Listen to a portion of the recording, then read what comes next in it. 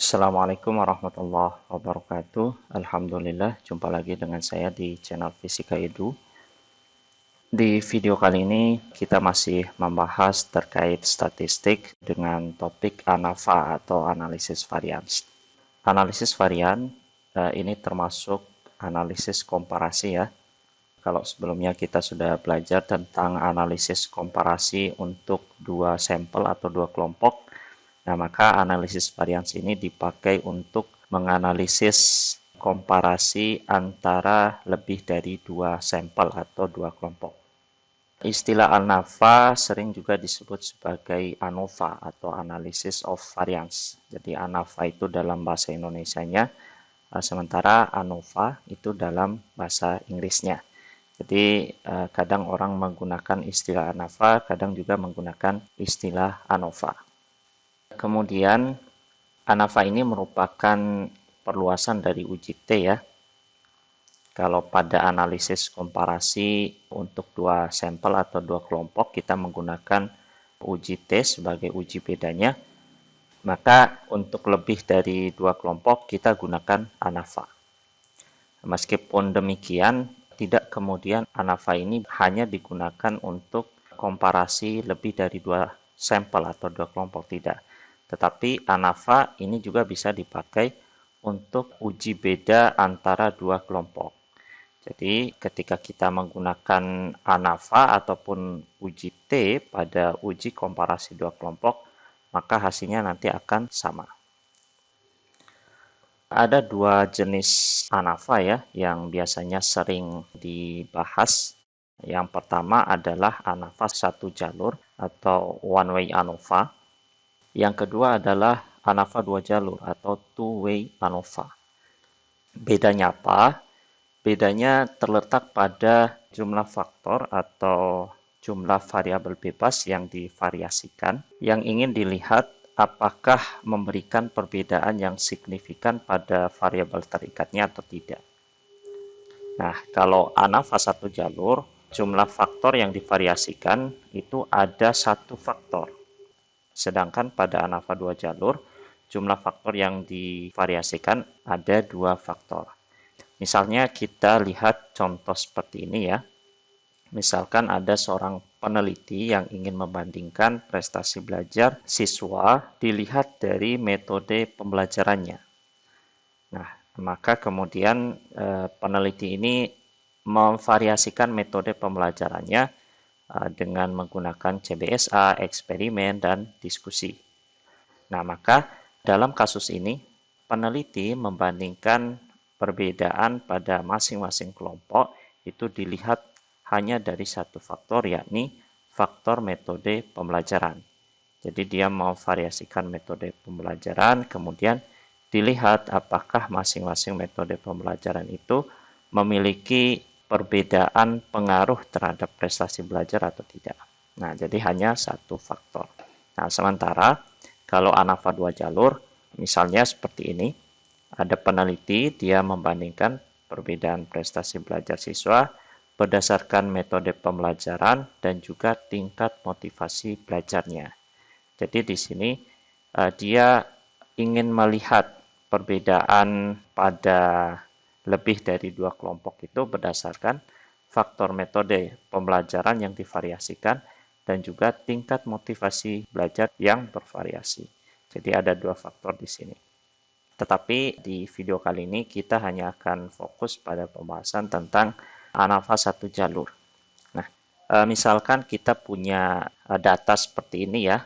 Ada seorang mahasiswa, dia ingin mengetahui perbedaan prestasi belajar antara siswa yang diajar dengan metode eksperimen, diskusi, dan juga ceramah.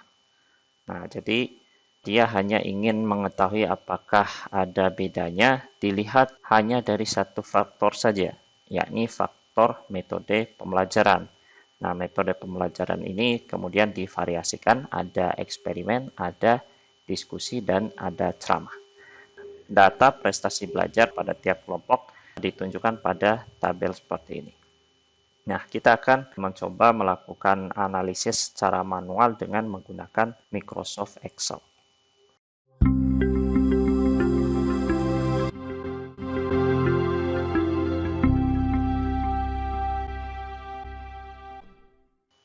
Pertama kita buka Microsoft Excel-nya. Nah, kemudian kita ketikkan data yang tadi, sehingga kita memperoleh data prestasi belajar pada masing-masing kelompok seperti ini. Kita misalkan kelompok siswa yang diajar dengan metode ceramah, kita misalkan sebagai kelompok A1. Kemudian siswa yang diajar dengan metode diskusi, kita misalkan sebagai kelompok A2. Dan siswa yang diajar dengan metode eksperimen, kita misalkan sebagai kelompok A3. Nah, kemudian data prestasi belajar pada masing-masing kelompok. Kelompok A1 kita misalkan sebagai Y1, kemudian prestasi belajar pada kelompok A2 kita misalkan sebagai Y2, dan pada kelompok A3 kita misalkan sebagai Y3. Nah, untuk melakukan analisis varians, ada beberapa langkah yang harus kita lakukan. Yang pertama adalah kita menghitung terlebih dahulu RJKA-nya, yakni rata-rata jumlah kuadrat antar kelompok. Rumusnya seperti ini. Kemudian yang kedua, kita menghitung RJKD-nya atau rata-rata jumlah kuadrat dalam kelompok. Rumusnya seperti ini. Kemudian langkah ketiga, kita menghitung F-hitungnya. Nah, setelah kita mendapatkan RJKA dan RJKD-nya, kita menghitung F-hitungnya dengan rumus ini. Kemudian yang keempat, kita membandingkan antara F-hitung dan F-tabel. Apakah F-hitung lebih dari F-tabel ataukah kurang dari F-tabel. Ketika F-hitung lebih dari F-tabel, maka kita katakan ada perbedaan yang signifikan. Nah, tetapi kalau misalkan F-hitungnya kurang dari F-tabel, maka tidak ada perbedaan yang signifikan. Nah, ketika kita mendapatkan hasil bahwa ada perbedaan prestasi belajar antara ketiga kelompok tadi, maka kita lanjutkan dengan uji lanjut atau post hoc test. Tetapi kalau misalkan ternyata hasil pada poin 4 ini tidak signifikan, maka poin 5 ini tidak perlu dilakukan.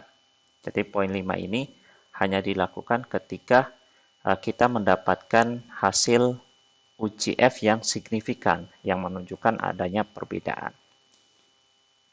Nah, uji post hoc test ini bisa dilakukan dengan beberapa cara ya. Ada LSD, ada HSD, ada SCIF, dan lain sebagainya, banyak caranya. Tetapi di video kali ini kita hanya akan mempelajari uji lanjut dengan menggunakan LSD atau Least Significant Difference, atau dalam bahasa Indonesianya sering disebut sebagai BNT, beda nyata terkecil. Nah, rumusnya seperti ini. Nah, itu langkah-langkah yang akan kita lakukan dalam melakukan analisis varians. Nah, sekarang kita akan coba lakukan analisis sesuai dengan langkah-langkah tadi. Kalau kita melihat rumus-rumus ini ya, rumus ini dan rumus ini, kita butuh sigma YJ, artinya jumlah data pada tiap kelompok. Nah, sehingga kita harus menjumlahkan data pada tiap kelompok ini terlebih dahulu. Kita blok data pada Y1, kemudian klik auto sum. Kemudian kita drag ke kanan untuk mendapatkan jumlah data pada kelompok lainnya. Nah, sekarang kita sudah mendapatkan sigma YJ-nya. Kemudian kita juga butuh sigma YJ kuadrat. Berarti kita harus mengkuadratkan data pada masing-masing kelompok, kemudian menjumlahkannya. Sehingga di sini kita butuh Y1 kuadrat, kemudian Y2 kuadrat, dan Y3 kuadrat. Nah, Y1 kuadrat berarti sama dengan kita klik data pada Y1, kemudian dikuadratkan. Tekan Enter. Kemudian kita drag ke bawah. Dengan cara yang sama, kita bisa menghitung Y2 kuadrat. Sama dengan diklik Y2-nya, dipangkatkan 2. Tekan Enter. Didrag ke bawah. Yang Y3 sama dengan klik data pada Y3, kemudian dikuadratkan dan tekan Enter. Kemudian di drag ke bawah. Nah, karena ini butuh jumlahnya ya, berarti kita cari jumlahnya. Kita drag ke samping, sehingga kita mendapatkan jumlah sigma YJ pada masing-masing kelompok. Kemudian, untuk memudahkan kita menganalisis data, kita juga perlu membuat tabel bantu ya, yang nantinya akan memudahkan kita melakukan perhitungan.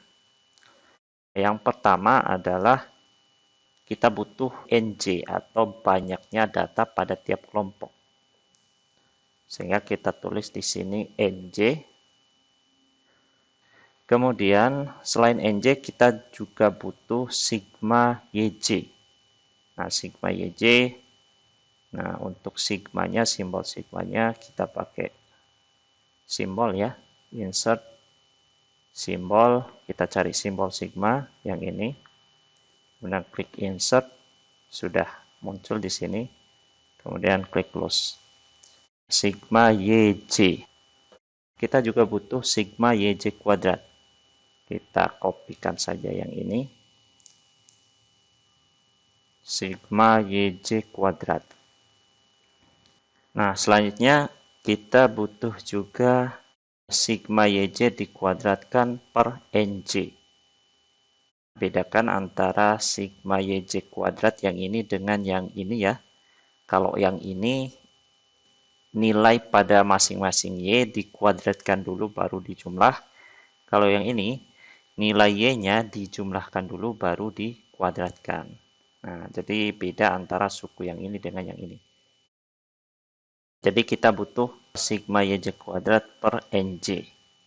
Kita kopikan saja yang ini. Sigma YJ, kita berikan tanda kurung, sigma YJ dikuadratkan per NJ. Nah, selanjutnya yang terakhir adalah kita butuh rata-rata dari masing-masing kelompok. Di bagian atasnya kita tuliskan kelompok A1, A2, dan A3. Nah, sekarang kita akan mencari nilai dari masing-masing ini untuk tiap-tiap kelompok. Kita perhatikan NJ. NJ ini merupakan banyaknya data pada tiap-tiap kelompok. Banyaknya data pada kelompok A1 ini ada 12 ya. 1 sampai 12. Berarti N1 itu adalah 12. Kemudian pada kelompok 2 ini hanya sampai 11 ya. Berarti 11. Kemudian kelompok ketiga ini sampai 12. Nah, selanjutnya kita mencari sigma YJ-nya. Sigma YJ berarti jumlah data pada tiap kelompok. Nah, jumlah data pada tiap kelompok tadi kita sudah cari yang poin yang ini. Berarti tinggal kita tuliskan sama dengan diklik yang ini. Kemudian untuk kelompok A2 berarti yang ini. Dan kelompok yang A3 berarti yang ini. Selanjutnya sigma YJ kuadrat berarti yang ini. 3 sel yang ini. Berarti caranya sama seperti tadi, sama dengan kita pilih langsung yang ini untuk kelompok pertama. Kemudian sama dengan yang ini untuk A2.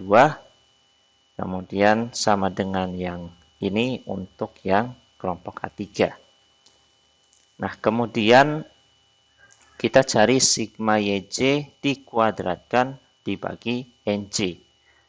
Artinya yang ini ya, suku yang ini, masing-masing suku yang ini dikuadratkan, kemudian dibagi dengan NJ-nya. Sehingga rumusnya sama dengan diklik yang ini, sigma YJ, kemudian dikuadratkan, dibagi dengan NJ. Tekan Enter. Dengan cara yang sama berarti untuk yang kelompok yang kedua berarti sama dengan yang ini dikuadratkan dibagi dengan n-nya. Kelompok yang ketiga berarti sama dengan yang ini dikuadratkan dibagi dengan n-nya. Kita dapatkan suku yang ini untuk masing-masing kelompok. Kemudian rata-ratanya jumlah data dibagi dengan banyaknya data. Nah, berarti sama dengan jumlah data untuk kelompok A1 yang ini. Kemudian dibagi dengan banyaknya data yang ini. Nah, dengan cara yang sama untuk A2 sama dengan yang ini dibagi dengan n-nya. Untuk A3 berarti sama dengan yang ini dibagi dengan n-nya. Tekan enter. Nah, sekarang kita sudah mendapatkan suku-suku penting yang akan kita gunakan untuk melakukan perhitungan. Nah, kemudian kalau kita lihat ya, setelah kita mencari sigmanya, itu dicari juga sigmanya lagi. Jadi, sigma dari sigmanya. Sebenarnya kan ini sigma ya, sigma, sigma, sigma. Nah, masing-masing sigma ini disigmakan lagi, dijumlahkan lagi. Nah, berarti kita tambahkan ini sebagai total ya, sigma keduanya. Nah, jadi kita jumlahkan nilai NJ, sigma YJ pada semua kelompok. Nah, untuk NJ bisa langsung diblok, kemudian klik autosum ya. Kemudian untuk jumlahan yang lain, berarti kita drag saja ke bawah. Nah, kita buatkan grafiknya saja ya. Kemudian ini juga. Selanjutnya kita akan menghitung sesuai dengan langkah-langkah ini. Nah, agar lebih mudah kita bikin tabel lagi. Ini sumber variannya. Sumber variannya ada antar kelompok. Antar kelompok. Kita tuliskan A ya. Kemudian dalam kelompok.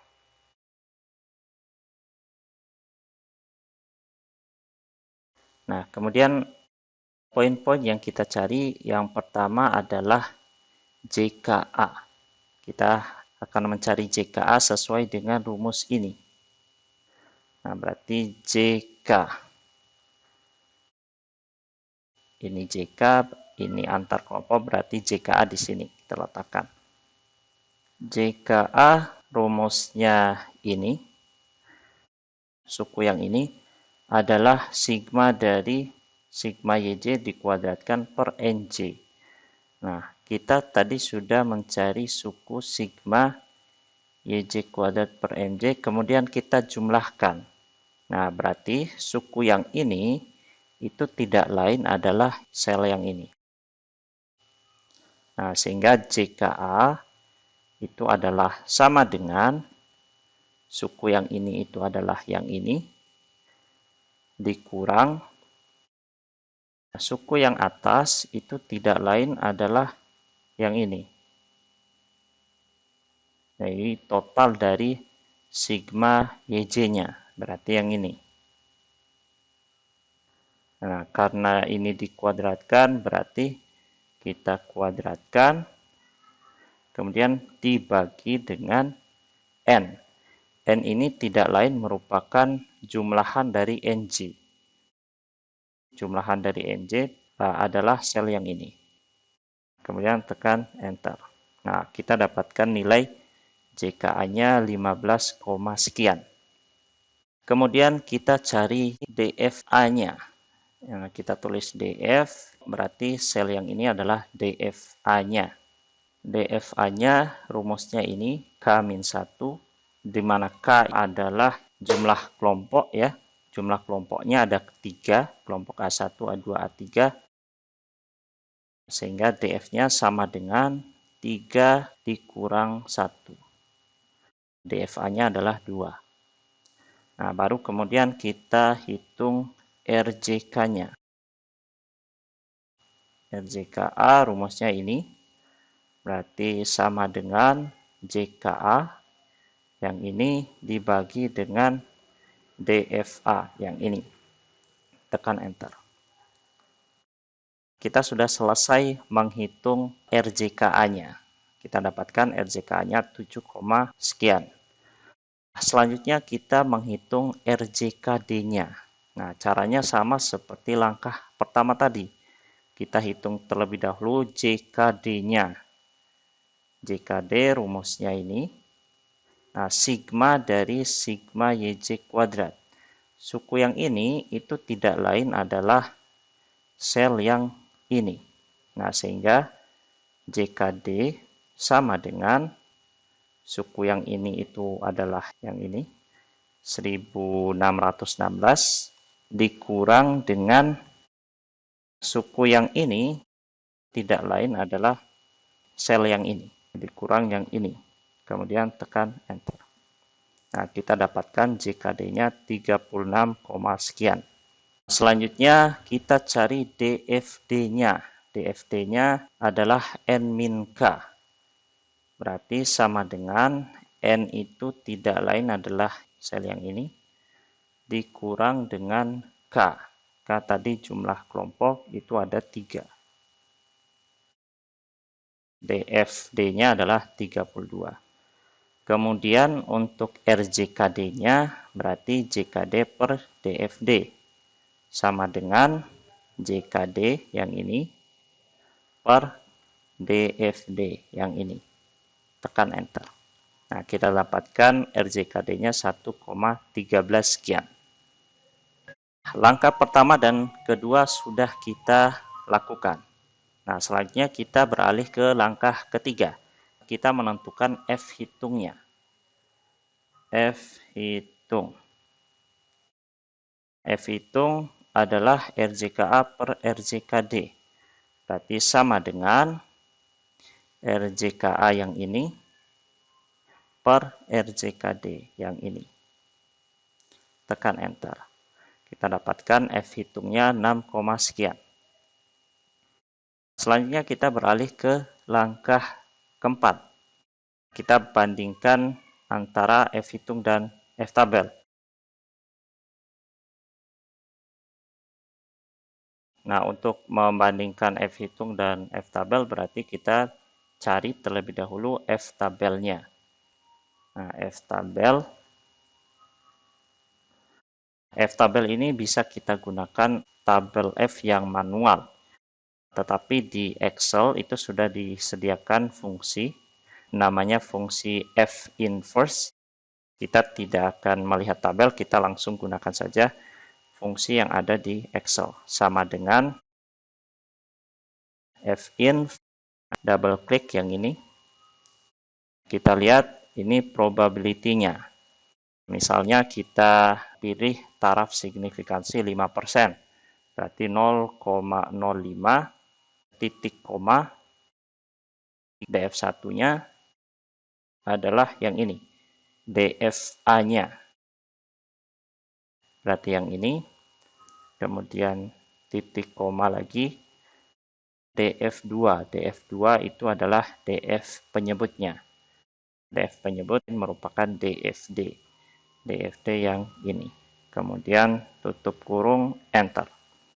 Kita dapatkan F tabelnya adalah 3,29. Nah, selanjutnya kita cari signifikansinya.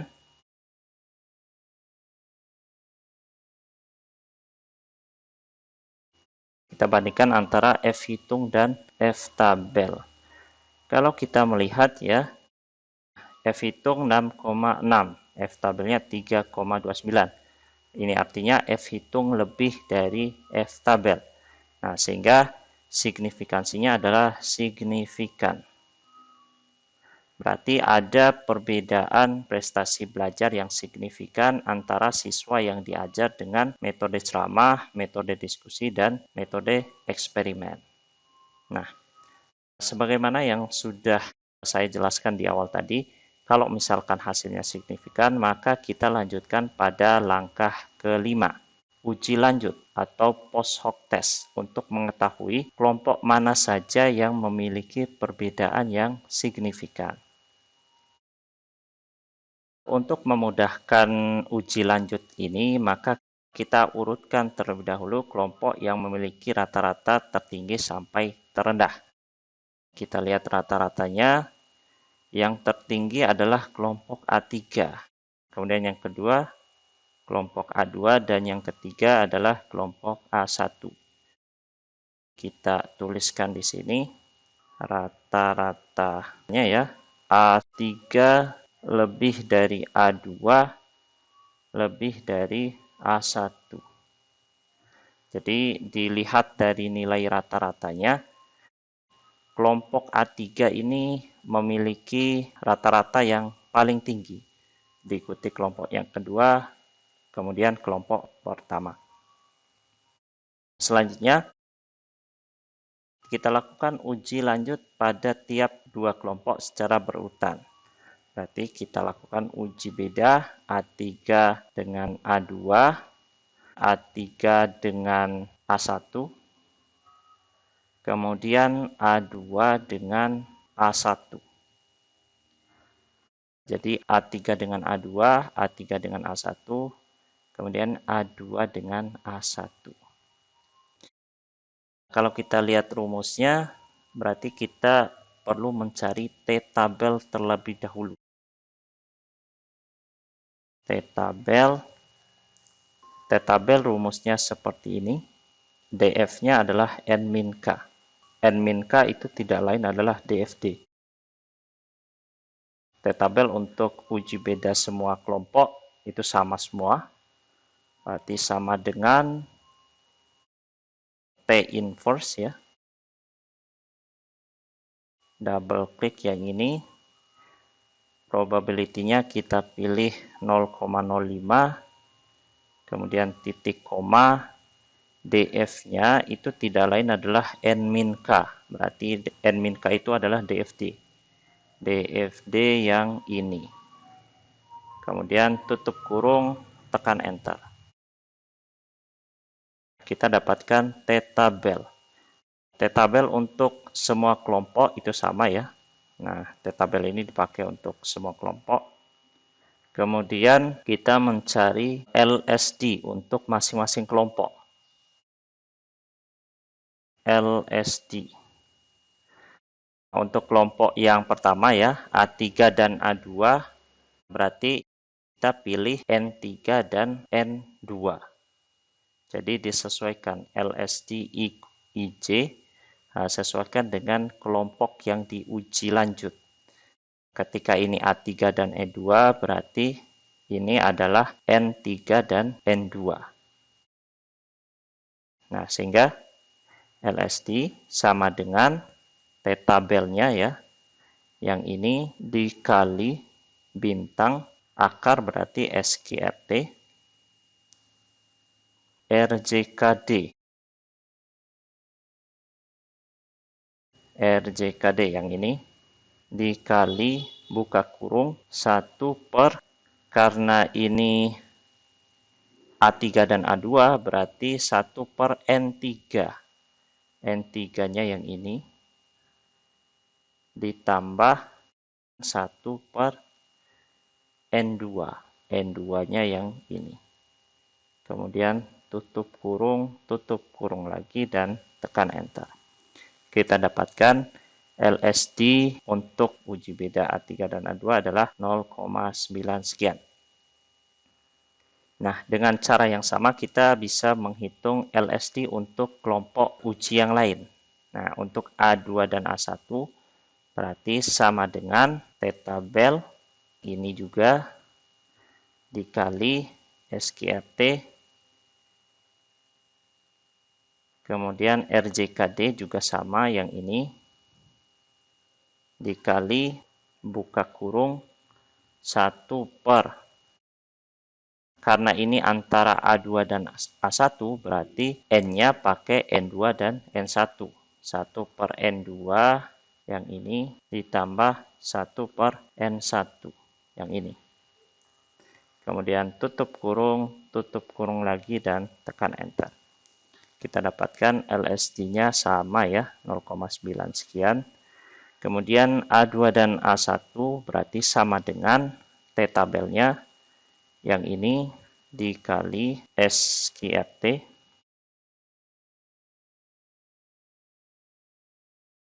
RJKD juga sama, dikali lagi buka kurung 1 per.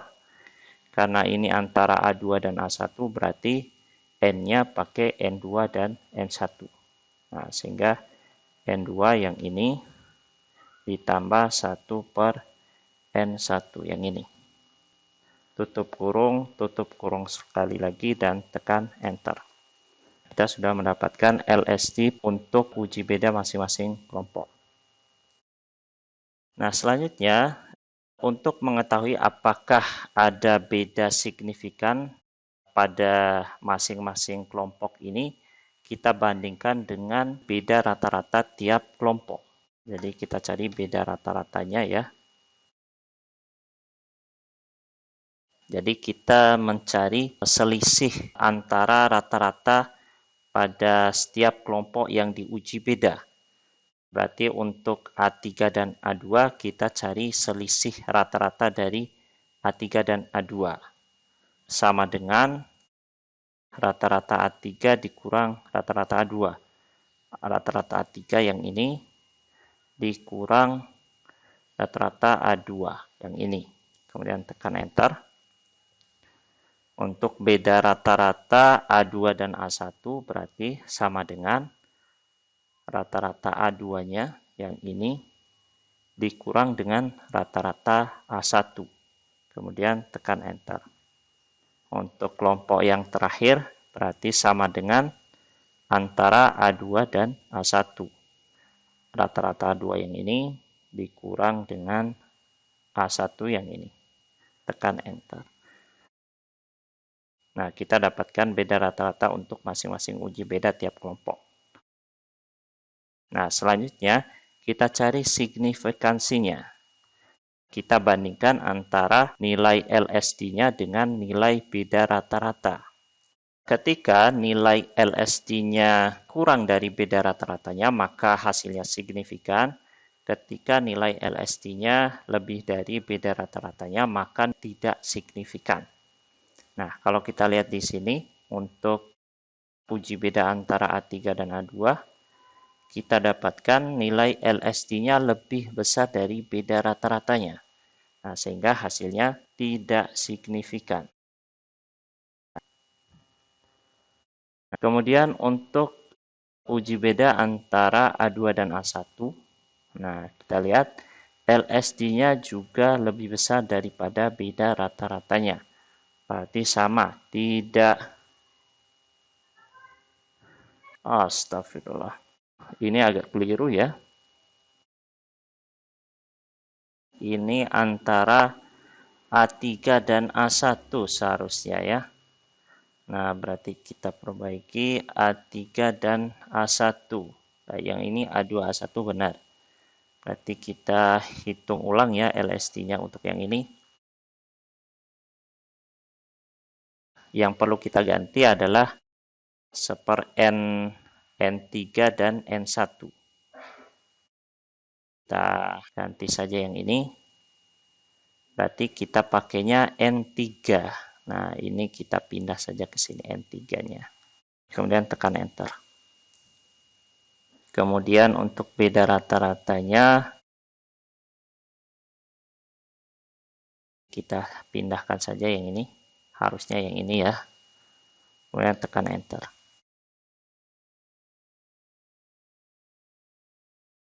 Nah, kita lihat kembali antara LSD dan beda rata-ratanya.